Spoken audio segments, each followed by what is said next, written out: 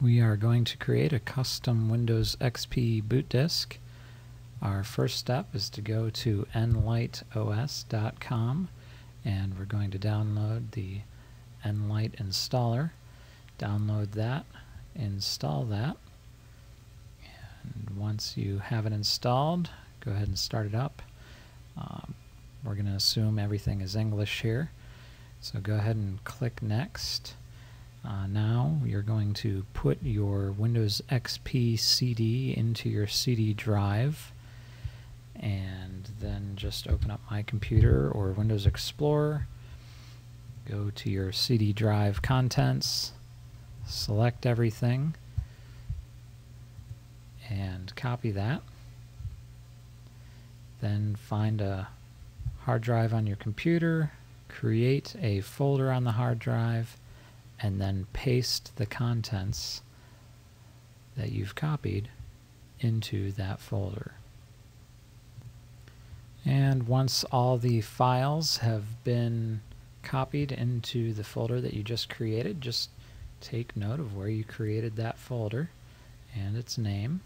And we're going to go back to nlight and we're going to browse to the location of that folder. Select that folder, click OK, and nlight will parse the folder and determine what product you have in there.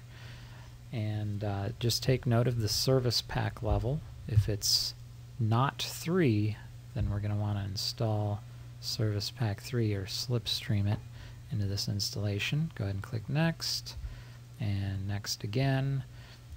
If you notice that you did not have service pack 3, then make sure you select service pack, and you'll probably want to select components, unattended, options, tweaks, and bootable ISO also.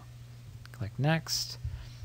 If you did not have Windows XP Service Pack 3, go to Microsoft's website, download that, and then select that wherever you've downloaded it to.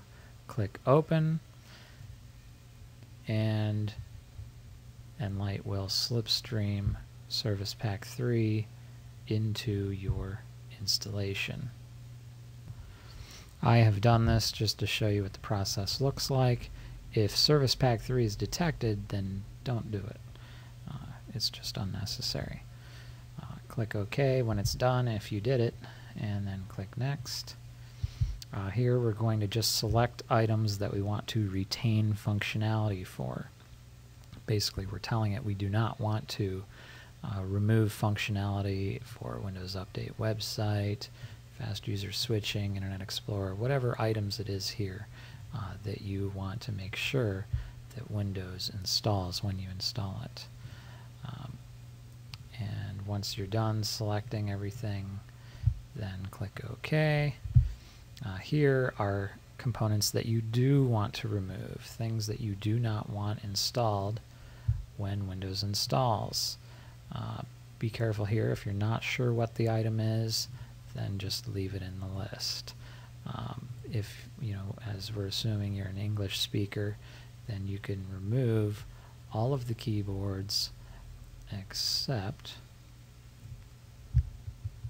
for United States International Keyboard. The same with languages.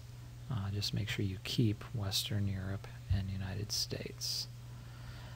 Once you're done selecting all the items you want to remove, go ahead and click Next. Unattended mode, fully automated, or hide pages. Then we're going to type in our product key, whatever it is, that is the proper key for your particular disk. Skip OOBE or out-of-box experience is probably a recommended thing to do. If you want to create a user and have it auto-log in with a certain password, you can do that here. If you have a whole list of users you want to add to the computer. Owner and network ID, make sure you create a computer name, a work group. The work group can just be MS Home or work group if you like. Computer name, whatever you want to name the computer. Full name would be your name.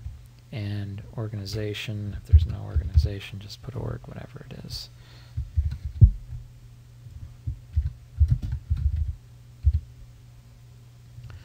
regional, we're going to select the proper time zone and language group. Components, display, we can ignore automatic updates if you want to adjust the behavior of how the automatic updates are applied, if you want them applied at all. And we can ignore everything else. This area we can ignore. There are some advanced things in here. If you understand what it is, then go ahead and adjust it to your liking. Otherwise, you can just leave the defaults there. Patches, different people will tell you different settings to adjust here. If you don't know what any of this is, just leave it alone. Next we come to the tweaks area when we click next, and here we have some different things. Some of this is self-explanatory. When the computer boots up, do you want the numlock off or on? Lots of different settings, some of them obvious, some not so obvious. Once again, if you don't know what you're doing, just leave it alone. Services, same sort of thing. If you're not sure what you're doing here, just go ahead and leave it alone. But if you want to adjust the startup of a service to make it stop or not start when the computer starts up, you can do that here. Just right click on it and tell it how you want it to start, if at all. Then click next when you're done. Yes, you want to start the process, and now it is going to basically apply all of the adjustments that you made to those files that we copied from your disk. Once this is finished, then we can actually create a disk or an ISO image that you can use to your liking. And once all the changes are done, go ahead and click next. And here we have the option to do a few things. The two largest, most common options would be to do a direct burn or burn directly to a CD or DVD. As we have done here, it should not take up more than a CD's worth of space, so just insert a CD into your drive, into your CD burner, and then click burn once it detects the CD. If you want to create an ISO image, then select create image. When you select make ISO, it will ask you for the location that you'd like to put the ISO into. And that concludes this. Look for more videos related to this.